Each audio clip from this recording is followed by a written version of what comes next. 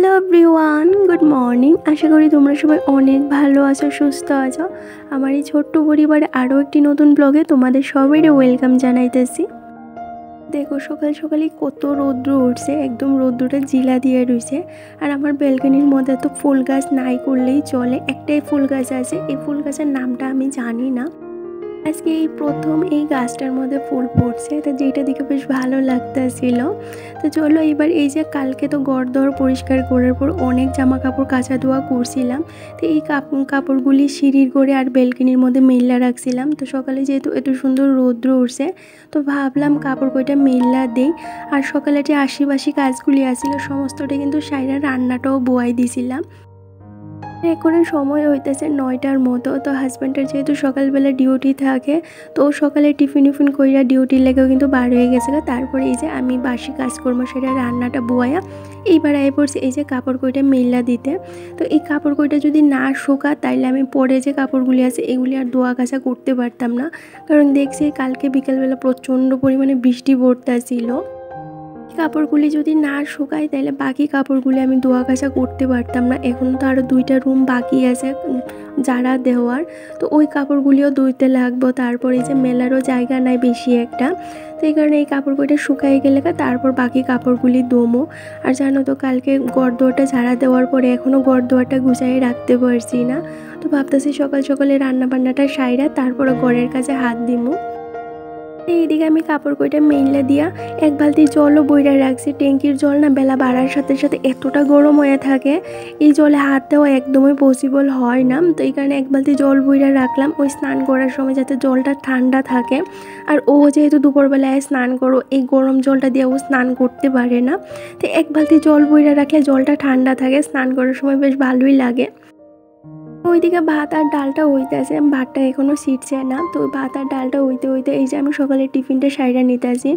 একদম সিম্পল টিফিনে সকালবেলা বেশি কিছু করছি না। ও আজকে সকালবেলা ওই যে দই পাইতে রাখছিলাম কালকে, তো দই মুড়ি দিয়ে টিফিন কইরা গেছে।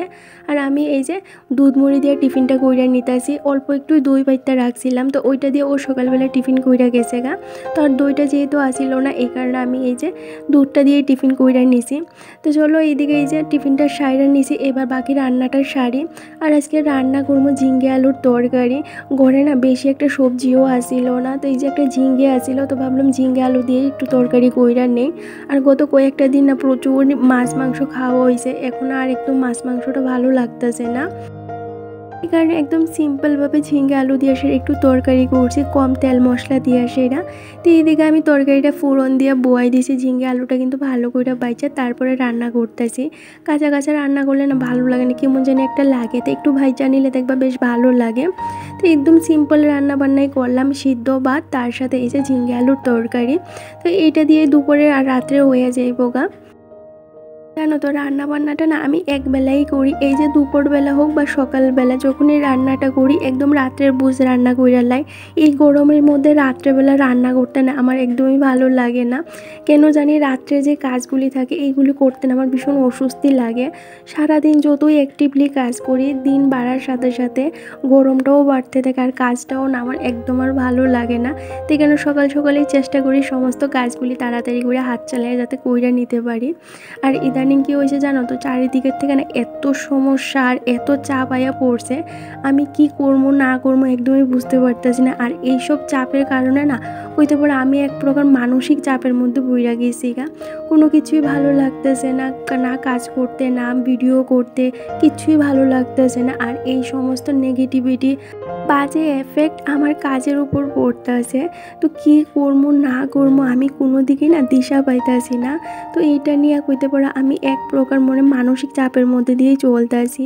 এক তো সংসারের কাজকর্ম, তারপরে ঘরের বাইরে আরও নানান ধরনের সমস্যা যেগুলি আমি কারোর সঙ্গে শেয়ারও করতে পারতেছি না, নিজেও কীভাবে এগুলি টেকেল দিব এইটাও বুঝতে পারতেছি না। আর এত বাজে সিচুয়েশন আমার জীবনে আমি আগে কোনো দিনই দেখছি না। হয়তো সমস্যা তো সবার জীবনেই থাকে, কিন্তু এই সমস্যাটার কীভাবে ডিল করতে হইব এইরকম সিচুয়েশন আমার জীবনে কোনো দিনই আইছে না। সমস্যা তো আগেও আসছিল, কিন্তু এগুলির কীভাবে সর্ট আউট করতে লাগবো এইটা জানতাম, কিন্তু এখন আমি না বুঝতেই পারতেছি না কীভাবে কী করবো। তো যাই হোক, নিজেরা না আবার চেষ্টা করতেছি স্বাভাবিক করার, পজিটিভ থাকার, কিন্তু হাজারো চেষ্টা করে আমি পারতাছি না। জানো তো বন্ধুরা, এত বাজে এফেক্ট আমার উপর পড়ছে। জীবনে চলতে গেলে, থাকতে গেলে, খাইতে গেলে সমস্যা তো সবার জীবনে আছে, আর সমস্যা আইব এইটাই স্বাভাবিক। এই সমস্যাগুলি পার কইরা জীবনে আগাইয়া যাওয়ার নামই তো জীবন। তো আমি এত কিছু ভাবতাছি না, সবটাই আমার ঠাকুরজির উপরে দিয়া রাখছি, আমার কানার উপরে দিয়া রাখছি। তো যাই হোক, এইদিকে এই যে রান্না বান্নাটা সাইডে রান্নাঘরটা পরিষ্কার করে নিলাম, তারপর আই পড়ছি এই যে বেডরুমে। তো কতদিন তো এই যে র্যাকটা দইয়া রাখছিলাম, কাপড় কইটা তো আর বাস করে রাখা হয়েছে না, তো অনেক কাপড়পত্র জমা আসছিল চেয়ারটার মধ্যে। তো এই যে কাপড়পত্রগুলি এবার বাস করে রাখছি, আর এইগুলি দেখতে দেখতে আমার ভীষণ একটা অস্বস্তি লাগতেছিল। মনে হইতেছিল কখন এই কাজগুলি কইরা সারমো। তারপরেও দেখো আরও কত জামা কাপড় ধোয়া কাচার বাকি আছে। তো এগুলি এই যে আমি বাস কইরা আলনাটার নিচে রাইখা দিতেছি, আর এইখানে না একটা কাপড় লাগাইয়া দিছি, যাতে এই যে কাপড়গুলি বাস কইরা রাখলে যাতে না দেখা যায়। এগুলি দেখা গেলে না ভীষণ বিশ্রী লাগে দূর থেকে। কাপড়টা লাগানোর পরে দেখলাম বেশ ভালোই লাগে, এখন আর দেখাও যায় না এটার নিচে কি রাখলাম না রাখলাম। তো যাই হোক, এইবারই যে বাকি যে জামা কাপড়গুলি আছে এইগুলি যে আলনাটার মধ্যে বাস্কেটে রাখা দিতেছি। তার দেখতেই পেলে সকালবেলা কত জামা কাপড় মেলা দিছি, তো ওইগুলি শুকানোর পরে আবার বাস্কেটে রাখতে হইব। তো এখন এই যে কয়েকটা জামা কাপড় আছিল এইগুলি আলনাটার মধ্যে বাস্কেটে রাখা দিছি। তো গড়দরটা গুছানি হয়ে গেছে। আর জানো তো, ইদানিং এত পরিমাণ গরম পড়ে, রাতের দিকে 2টা পাখা যদি না চালাই তাহলে ঘুমাইতেই পারি না, এত গরম হয়ে থাকে গড়টা। আর কারেন্টের তো সমস্যা আছে, ওই রাত্রগুলি প্রতিদিন কারেন্ট জায়গা, কালকে রাত্রেও কারেন্ট গেছে গা। আর কারেন্ট আইতে আইতে প্রায় 3টা সাড়ে 3টা বাচ্চা গেছে গা। তো এই করতে করতে অনেকটা লেট হয়ে গেছে ঘুমাইতে, সকালবেলা অনেকটা দেরি করে ঘুম থেকে উঠছি। তো যাই হোক, তারপর এই যে সময় মতো সমস্ত কাজগুলি সাইরা নিতেছি। তো ওইদিকে বেডরুমটা গুছাই, এই যে এবার লিভিং রুমটা সুন্দর করে গুছগাছ কইরা নিতেছি। কয়েকটা দিন ধরে সকাল সকালে রান্না বান্নাটা সাইরা তারপর এই যে ঘরের কাজগুলি করতেছি। তো এইভাবে কাজ করলে দেখলাম আমার কাছে না বেশ অনেকটা সময় থাকে নিজের সময় দেওয়ার। আর এই যে এই পামোশটা যে দেখতেছো, এইটা না আমার দিদি শাশুড়ি আমারে দিয়েছে, দিদি শাশুড়ি নিজের হাতে এটা বানাইছে। তো বেশ ভালো লাগে এই জিনিসটা। তো কালকে যখন আমি ট্রলিগুলি লাড়া দিছিলাম তখন এইটা বার করছি, যেহেতু ঠাকুরের আসনটা বোয়ামো, এইটার মধ্যে বয়সের আমি পূজা দিতে পারবো। তো আমার দিদি শাশুড়ি আমার এই কারণেই দিয়েছিল। যে মেয়েরা বিয়ের পরে শ্বশুরবাড়িতে আয়েসেরা অলরেডি একটা সাজানা গোছানা সংসার পায়, তাদের লাগে তো অনেকটা চাপ কইমা জায়গা। কিন্তু যারা নিজের সংসারটা নিজের হাতে একটু একটু করে তৈরি করতে লাগে, তারা বোঝে যে কাজের কতটা চাপ থাকে বা সংসার জিনিসটা কি। কারণ যে জিনিসটা অলরেডি তৈরি আছে ওই জিনিসটা নিয়ে এত চিন্তা করতে লাগে না, ওই জিনিসটা কিন্তু সুন্দরভাবে মেনটেন করে চললেই হয়ে জায়গা। কিন্তু আমার এই সংসারটা কিন্তু আমার একটু একটু কইরা সেটা সুন্দর কইরা গইরা উঠাইতে লাগছে। আর এইটার পিছনে না আমার সবাই অনেক অনেক হেল্প করছে, সেই হোক আমার মা, শাশুড়ি মা, আমার দিদি শাশুড়ি, আমার আত্মীয় স্বজন, সবাই কিন্তু প্রচুর হেল্প করছে। তোহানা খান কমেন্ট করছে, দিদিভাই আগে নিজের শরীরটা ঠিক করে ভালো একজন ডাক্তারের কাছে যাও, তারপর তুমি ভিডিও বানাও। আর অনেক ইচ্ছে করে জানো তো তোমার সঙ্গে ফোনে কথা বলার। তো আমি না ডাক্তার তো দেখাইছি না, কিন্তু ওই যে আমার হাজব্যান্ডে আমার জন্য প্রচুর প্রচুর মেডিসিন আনছে ইদানিং, এই মেডিসিনগুলি আমি খাইতেছি। তো এখন একটু ভালো আছি, বেশি ভালো আছি যে এটা একদমই কইতাম না, অল্প একটু ভালো আছি। চেষ্টা করতেছি নিজেরে ভালো রাখার, কারণ দেখবা যখন আমরা নিজে মন থেকে যদি ভালো না থাকে, সেই আমরা যতই ওষুধ খাই আমরা কিন্তু কোনোদিনই ভালো থাকতে পারতাম না। তখন কোনো মানুষ মনের দিক থেকে বাইঙ্গা যায় বা মনের দিক থেকে সে অসুস্থ থাকে, তো অটোমেটিকলি না সেই সমস্যাগুলি বা সেই যে বাজে এফেক্টটা তার শরীরের উপরে দেখা দেয়। তো আমি আগে চেষ্টা করতেছি নিজের মন থেকে ভালো রাখার। ওষুধ তো আমি কন্টিনিউ খাইতেছি, ডাক্তারের কাছে তো যাইতে লাগে না, ওই কিন্তু ওষুধটা নিয়ে আয়, যেহেতু ও সমস্ত কিছু জানে। আর অবশ্যই তোমার সাথে বা আমার সমস্ত বন্ধুদের সাথে কোনো একদিন ফোনে কথা না হইলেও সামনাসামনি সবার সঙ্গে কথা হইব, গল্প হইব, প্রচুর আড্ডা দেওয়া হইব। রমেন মণ্ডল আইডি থেকে কমেন্ট করছে, আগে তুমি সুস্থ হও তারপরে ভিডিও করো। হ্যাঁ গো, ভিডিও তো আমার করতে হইব। এখন যদি আমি ভিডিও করা ছাইড়া দিই তাহলে আমার চ্যানেলটা কিন্তু ডাউন হয়ে যাইব গা। তো আমি ডিসাইড করছি যে ইদানিং না একদিন পর পর ভিডিও দিব, যখন সমস্ত প্রবলেমগুলি সর্ট আউট হয়ে যাবে, সব কিছু আমি ঠিকঠাক মতো ম্যানেজ করতে পারব আগের মতো, তখন কিন্তু আমি আগের মতো রেগুলার ভিডিও দিব। তোমরা সবাই শুধু আমার পাশে থাকো, আমার একটু সাপোর্ট করো, তাইলেই হইব আমি কিন্তু সমস্ত কিছু আগের মতো একা হাতেই ম্যানেজ করতে পারবো। তার জন্য শুধু তোমাদের একটু ভালোবাসার সাপোর্টের দরকার আমার। দীপা মণ্ডল দিদিভাই কমেন্ট করছে, আমি তোমার চ্যানেলের নতুন আর অনেক সুন্দর হয়েছে দিদিভাই, আমার একটু সাহায্য করো। তো থ্যাংক ইউ সো মাচ দিদিভাই আমার চ্যানেলে ভিজিট করার লাইগা। আর তোমার কী ধরনের সাহায্য লাগবে তুমি অবশ্যই আমার কমেন্ট করে জানাই, আমি চেষ্টা করব আমার সাধ্য মতো তোমার সাহায্য করার। আর খুশি ব্লগস কমেন্ট করছে জয়গুরু, তো জয়গুরু দিদিভাই। উত্তরা কন্যার কমেন্ট করছে, নমস্কার বন্ধু, অনেক সুন্দর হয়েছে ভিডিওটা। তো থ্যাংক ইউ সো মাচ দিদিভাই।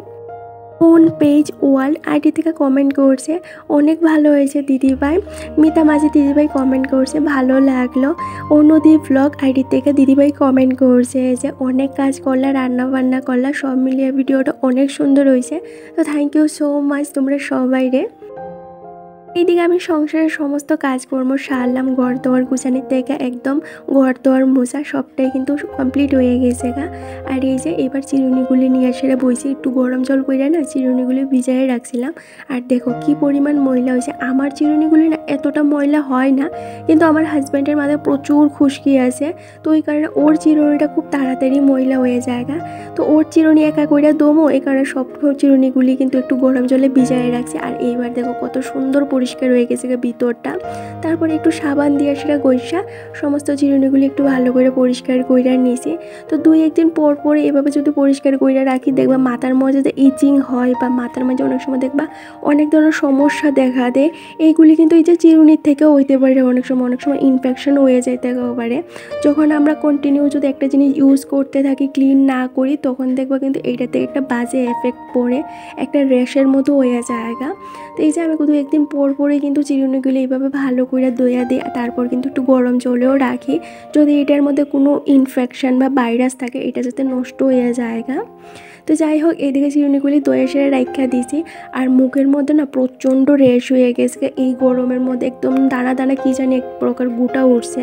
তো এইগুলি কী দেওয়া যায় বা আমি বুঝতে পারতেছিলাম না। তো আমার সমস্ত প্রবলেমের সলিউশন একটাই, ইউটিউব। তো এইখানে আমি সকালবেলা যখন ভিডিও দেখতেছিলাম তখন হঠাৎ করে এই যে বরফের একটা ভিডিও আছে, এইটা দিলে নাকি যে র্যাশগুলি আছে বা যে দানাগুলি এগুলি কইমা জায়গা।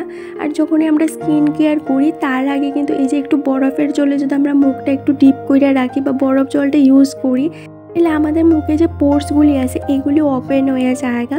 তারপরে যে ফেস প্যাকই হোক বা যে স্ক্রাবগুলি আমরা ইউজ করি ওইগুলি কিন্তু বেশ ভালো কাজ করে। কারণ ভাবলাম আমিও জিনিসটা ট্রাই করে দেখি। আর সত্যি জানো তো, ট্রাই করার পরে এত ভালো রেজাল্ট পাইছি ফার্স্ট ইউজেই। বরফ জলে ফেসটা একটু ডিপ করে রাখার পরে যে ফেস ক্রিমটা বা ফেস প্যাকটা তৈরি করে রাখছিলাম ওইটা ইউজ করে স্নান টান করে সাইডে আয়া পড়ছি। তারপরে এই যে ঠাকুর পূজাটা দিলাম, দিয়ে সেটা দুপুরে খাওয়া দাওয়া করে একটু রেস্ট করছি। আর এখন এই যে সন্ধ্যা হয়ে গেছে, 6টা কি 6:30 মতো বাজে। তো এই যে সন্ধ্যাবাতিটা দিয়ে দিছি। আর গতকালকে সন্ধ্যার দিকে মান্থলি যে গ্রসারিটা আছে এইটা আইছিল, তো এইটাই এবার গুছায় রাখবো। কালকে সন্ধ্যার দিকে না সেই রকম কোনো কাজ বাঁচিয়ে আমি করতে পারছি না, কেন জানি ভালো লাগতেছিল, ভীষণ অস্বস্তি লাগতেছিল। তো ভাবলাম এই যে এইবার গুছায় রাখি। আর জানো তো, কালকে দুপুরের দিকে একটা ফেরিওয়ালা কাকু আইছিল, কাকুর থেকে এই যে বড় ডামটা দেখতেছো এইটা রাখছিলাম। এইটা কিন্তু রাখছি জলের লাগে। আমাদের বাড়িতে 2জন মানুষ যদি বেশি আয়ে তো জলের ভীষণ সমস্যা হয়ে যায়। ওই সময় জল থাকে না, স্নান খাওয়া দাওয়া রান্না বান্না একদমই করতে পারি না, ভীষণ জলের সমস্যা দেখা দেয়। তো এখানে ভাবলাম এই ডামটা রাখা দেয়, জল জমায়ে রাখতে পারো, যখন 2টা মানুষ বেশি আইব তখন বেশি একটা অসুবিধা হইতো না। তো এই ডামটা কিন্তু আমি 150 টাকা দিয়ে রাখছি, আর অনেক বড় আছিল ডামটা। তো এইটার ভিতরে এই যে মাসের যে গ্রসারিটা আছে আমি ঢুকাইয়ে রাখছিলাম। এমনি রাখলে না তেলি চূড়া এই যে প্যাকেটগুলি কাটটালা, তো এই কারণে এইটার ভিতরে ঢুকাইয়ে রাখছিলাম। তো চলো এবার এই যে সমস্ত জিনিসগুলি এইভাবে একটু গুছাই আর নেই। মামনিস ব্লগ আইডি থেকে বোনটা কমেন্ট করছে, দিদি ভাই অনেক দিন পর কমেন্ট করছে, হয়তো তুমি আমার ভুললেই গেছো গা। না গো ডিয়ার, তোমার বললে কীভাবে হইব, তুমি তো প্রায় সময় কমেন্ট করো, আমি কিন্তু তোমাদের কমেন্টগুলি নোটিস করি। তো থ্যাংক ইউ সো মাচ, অনেক দিন পরই তুমি কমেন্ট করছো।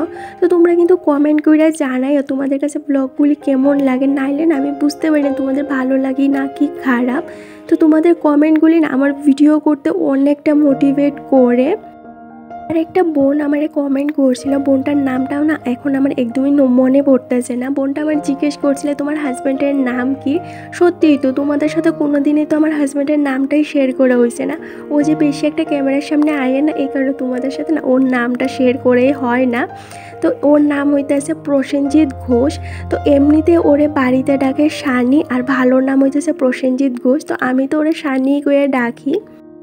গেছে মাসে ছোট্ট একটা পাস্তার প্যাকেট আনছিল, এই পাস্তাটা খাওয়ার পরে না এতটা ভালো লাগছে, তো ওরে আমি কয়ে দিয়েছিলাম এই মাসে একটা বড় পাস্তার প্যাকেট আনো। তো এই মাসে বড় পাস্তার প্যাকেটই আনা হয়েছে। আর এই পাস্তার প্যাকেটের ভিতরে না কোনো ধরনের মশলাই আসিল না, আগের পাস্তার প্যাকেটের ভিতরে কিন্তু মশলা আসিল। তো এই কারণে এই যে কালকে প্যাকেটটা খুলছিলাম, খোলার পরে আর পাস্তাটাই খাওয়া হয়েছে না, যেহেতু মশলাটাই নাই কি করে পাস্তা খামো। আর ঘরে কোনো ম্যাগিও আসিল না, এই কারণে ম্যাগির মশলা দিয়েও করতে পারছি না পাস্তাটা। পাস্তাটা কিন্তু অনেকটাই বড় আছিল, দেখতে তো বেশ ভালোই লাগতেছিল, মনে হইতেছিল অনেকটাই টেস্টি হইব। তো ও ম্যাগির মশলাটা আনলে তারপরে পাস্তাটা কইরা তোমাদের সাথে অবশ্যই শেয়ার করবো। আর ম্যাগি থেকে না পাস্তাটাই আমার বেশি একটা পছন্দ, বেশ ভালো লাগে পাস্তাটা খাইতে। তো এইদিকে এই যে সমস্ত গ্রসারিটা গুছাইয়ে রাখা দিয়েছি, রান্নাঘরটা যেহেতু ছোটো এই কারণে সমস্ত জিনিসগুলি না আমার একটু সুন্দর করে গুছগাছ করে রাখতে লাগে, নাহলে জিনিসগুলি এদিক সেদিক হইয়া থাকে। আর তরকারির সময় একটা জিনিসও হাতের দ্বারে পাই না। তো যাই হোক, এইদিকে সমস্ত জিনিসটা গুছিয়ে রেখে এই যে হাজব্যান্ডের লেগে চাটাও কইরা নিয়েছি, আর এদিকে একটু ভাত করতে লাগবে, ভাতটা বয়ে দিছি। তো আজকের জন্য এই পর্যন্ত, দেখা হবে নেক্সট ব্লগের। টাটা।